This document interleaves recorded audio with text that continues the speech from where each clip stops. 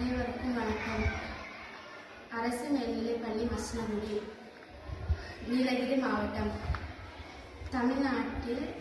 தமிழ்நாட்டில் மாயார் பள்ளத்தாக்கில் பிறந்தின கழுகுகள் பாதுகாப்பு குரல். இந்தியாவில் 9 வகையான பிறந்தினி கழுகுகள் உள்ளன. அதில் 4 வகையான பிறந்தினி கழுகு மாயார் பள்ளத்தாக்கில் உள்ளன.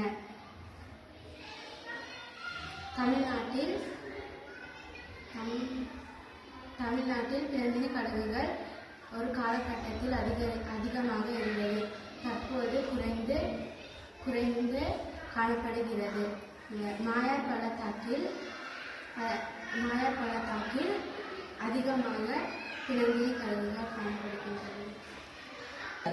குறைவதற்கு காரணம் டைக்ளோபினாக் என்ற மருந்தை கால்நடைகளுக்கு போடுறதுனால கால்நடைகள் காட்டுக்கு போயிட்டு திடீர்னு இறந்துருச்சுன்னா பிணந்தினி கழுகுகள் வந்து அது சாப்பிட்டுச்சுன்னா பிணந்தினி கழுகுக்கு கிட்னி ஃபெயிலியர் ஆகி அங்கே இறந்துருது.